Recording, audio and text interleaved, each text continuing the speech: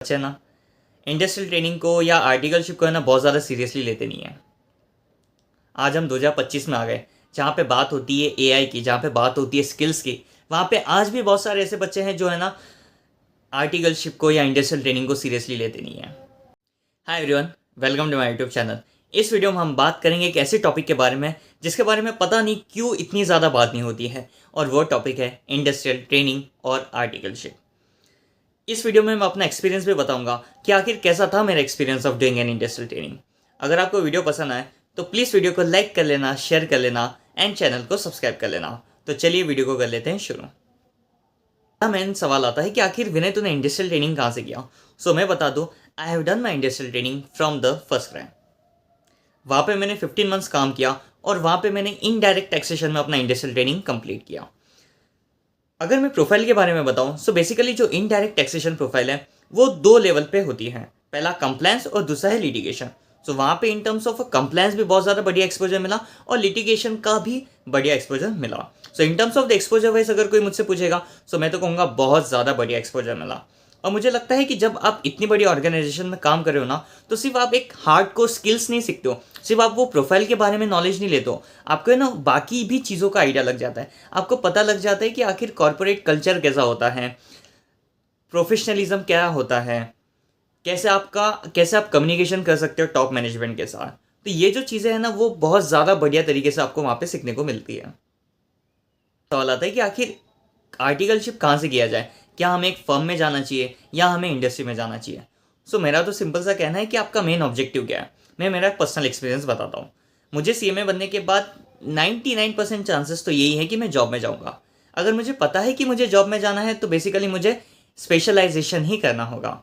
तो मैंने डिसाइड किया कि अगर मुझे बाद में जाके भी स्पेशलाइजेशन करना है, सो मेरे लिए कि मैं 3-4 प्रोफाइल का नॉलेज लेना मेरे लिए वो बहुत ज़्यादा इंपॉर्टेंट नहीं था, क्योंकि मुझे पता है कि अगर मैं जॉब में जाऊँगा, कौन सी भी कंपनी में जाऊँगा, तो वहाँ पे मुझे 3-4 प्रोफाइल का काम नहीं दिया जाएगा। वहाँ पे वो मुझसे यही एक्सपेक्ट करेंगे कि विनय आपको ये प्रोफाइल दिया गया है और आपको ये प्रोफाइल में काम करना है। सो एट द एंड मुझे वहाँ पे स्पेशलाइजेशन ही करना होगा। तो इसलिए मैंने डिसाइड किया कि यार फर्म में नहीं जाते हैं, इंडस्ट्री में जाते हैं। तो इसलिए मैंने डिसीजन लिया कि मैं I will go for the industrial training. और मेरा तो सिंपल सा कहना है कि अगर आप चाहे आर्टिकलशिप फर्म में करो या आप इंडस्ट्रियल ट्रेनिंग के लिए एक इंडस्ट्री में जाओ, अगर आपको कोई एक चीज़ देखना है वो है एक्सपोजर। क्या मुझे फर्म में अगर मैं काम करूंगा तो क्या मुझे बढ़िया लेवल का एक्सपोजर मिलेगा कि नहीं मिलेगा, या अगर मैं इंडस्ट्री में काम करूंगा तो क्या मुझे बढ़िया लेवल का एक्सपोजर मिलेगा कि नहीं मिलेगा। हमें there is a simple thing कि हमारा मेन ऑब्जेक्टिव क्या है। हमारा मेन ऑब्जेक्टिव है काम सीखना। चाहे फर्म में काम करूँ, चाहे इंडस्ट्री में काम करूँ, कहाँ पे भी काम करूँ, अगर मुझे काम सीखने का मौका मिल रहा है ना, आई वुड से वो आपके लिए ऑप्शन बहुत ज़्यादा बढ़िया होगा। क्योंकि है ना, ये एक चीज़ मैंने बहुत ज़्यादा रियलाइज़ की है, स्पेशली जितने मेरे दोस्तों से बात की है, जितने लोगों से मैंने बात की है जिन्होंने अपना इंडस्ट्रियल ट्रेनिंग पीएसयू से किया है। वहाँ पे मुझे एक चीज़ देखने को मिली ना कि लोग है ना चले तो जाते हैं, लेकिन दिक्कत क्या होती है कि वहाँ पे जो एक्सपोजर है उनको बढ़िया नहीं मिलता है। देन फिर उन्हें लगता है कि यार 15 मंथ्स है ना, 15 मंथ्स में ना बहुत ज़्यादा बढ़िया लेवल का काम सीखने को मिला ही नहीं। सो वैसा नहीं होना चाहिए। सो मेक श्योर करो कि आप फर्म में जाओ या इंडस्ट्री में जाओ, कहाँ पे भी जाओ, लेकिन जो एक्सपोजर है वो आपको बढ़िया मिलना चाहिए। हाँ, मुझे लगता है कि अगर आप इंडस्ट्री में जाते हो ना, तो वहाँ पे एक चीज़ का आपको फ़ायदा मिलता है, वो है ब्रांड नेम। वो है वो ऑर्गेनाइजेशन का नाम जो आपके रेज्यूमे पे लगता है। ऑर्गेनाइजेशन से जब आप इंडस्ट्रियल ट्रेनिंग करते हो ना, तो उसका एक फ़ायदा मिलता है कि आपके जो रेज्यूमे पे है ना, ब्रांड नेम बहुत ज़्यादा बढ़िया आ जाता है। बेसिकली ब्रांड नेम मतलब सिंपल सी चीज़ है कि एक ऐसी ऑर्गेनाइजेशन जिसका रेपुटेशन मार्केट में बहुत ज़्यादा बढ़िया है, एक ऐसी ऑर्गेनाइजेशन जिसको बहुत सारे लोग जानते हैं। अगर आप ऐसे ऑर्गेनाइजेशन से कर रहे हो तो उसका आपको फ्यूचर में बेनिफिट पक्का मिलता है। और ये चीज़ मैंने भी रियलाइज़ की, क्योंकि मैंने इंडस्ट्रियल ट्रेनिंग किया था अपना फर्स्ट क्राई से, एंड फर्स्ट क्राई को बहुत सारे लोग जानते हैं। सो जब मैं लोगों को बोलता था कि यार मैंने इंडस्ट्रियल ट्रेनिंग किया है फर्स्ट क्राई से या मैं कर रहा हूँ, सो लोगों का जो देखने का नज़रिया है वो बदल जाता था। उनको लगता था कि यार प्रॉब्ली इसको बहुत ज़्यादा बड़ी एक्सपोजर मिला होगा। तो ये एक चीज़ है ना, ब्रांड नेम का बहुत ज़्यादा फ़ायदा मिलता है। चीज़ जो दिक्कत होती है when it comes to the industrial training, वो है स्पेशलाइजेशन। तो उसका तो सिंपल सी चीज़ है कि आपका मेन ऑब्जेक्टिव क्या है। अगर आपका मेन ऑब्जेक्टिव ये है कि नहीं यार मुझे आगे जाके जॉब ही करना है, सो अगर आप इंडस्ट्रियल ट्रेनिंग भी किया, अगर आपको ब्रांड नेम अच्छा मिल गया तो प्रॉब्ली आपको बहुत ज़्यादा फ़ायदा होगा। लेकिन अगर आपका ऑब्जेक्टिव ये है कि नहीं यार मुझे तो आगे जाके ना प्रैक्टिस करना है, या मुझे तो जानना है कि यार कौन सी प्रोफाइल मेरे लिए बेस्ट सुटेबल है, सो देन फर्म ज़्यादा बढ़िया होगा। क्योंकि फर्म में आपको है ना बहुत सारे प्रोफाइल का आपको आइडिया लग जाएगा कि टैक्सेशन में क्या काम होता है, ऑडिट में क्या काम होता है, दूसरी प्रोफाइल में क्या काम होता है। वही इंडस्ट्री में आपको एक प्रोफाइल दिया जाएगा एंड देन 15 महीने आपको वहाँ पे ही काम करना है। सो हो सकता है कि आप 15 महीने एक ही चीज़ में काम करके बोर भी हो जाओ, या आपको ऐसा भी लगे कि यार क्या है यार, मतलब 15 मंथ से एक ही प्रोफाइल में काम कर रहे हो, बाकी प्रोफाइल का पता नहीं चल रहा है। तो ये डिसीजन आपको आप अपना करियर कैसे दिखते हो उसके हिसाब से लेना है। ये डिसीजन मैं आके बोलूँगा या कोई दूसरा आके बोलेगा, उस बेसिस पे प्लीज़ मत लो। आप देखो कि आपकी क्या ताकत है, आप देखो कि आप किस तरीके के इंसान हो, आप देखो किस तरीके के इंसान हो, मतलब मेरा कहने का मतलब कि आप देखो कि आपकी स्ट्रेंथ क्या है, आपकी वीकनेस क्या है। क्योंकि बहुत सारे लोग होते हैं कि जो सेम ही चीज़ काम करके है ना बोर हो जाते हैं। बहुत सारे ऐसे भी लोग होते हैं कि जो सेम चीज़ काम करके बहुत ज़्यादा बोर होते नहीं हैं।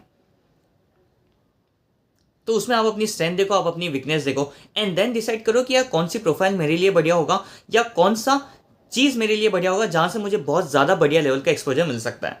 मेरा तो सिंपल सा कहना है कि 15 months training equals to exposure. And why I'm saying this because no matter what, exposure बढ़िया मिलना बहुत ज़्यादा ज़रूरी है।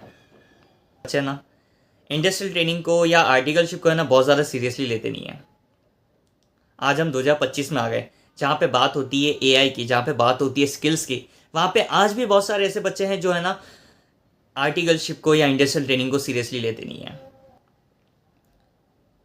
और उसके कारण है ना पूरे सीए में कम्युनिटी को इफेक्ट होता है। क्यों? मैं उसके पीछे का बहुत ज़्यादा सिंपल सा एग्जांपल देता हूँ। इमेजिन एक बच्चा जिसने डमी आर्टिकलशिप ले लिया, मतलब उसको एज कंपेयर टू समवन जिसने 15 महीने शिद्दत से 15 महीने उसने शिद्दत से आर्टिकलशिप में मेहनत किया है, तो वो तो ऑफिस भी गया होगा, उसने साथ साथ मैनेज भी किया होगा फाइनल का स्टडीज़।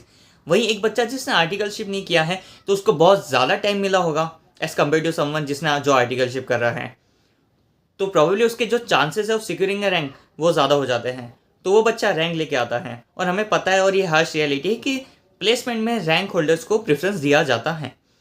फिर ऑर्गेनाइजेशन आती है, ऑर्गेनाइजेशन वो रैंक होल्डर को सिलेक्ट कर लेती है।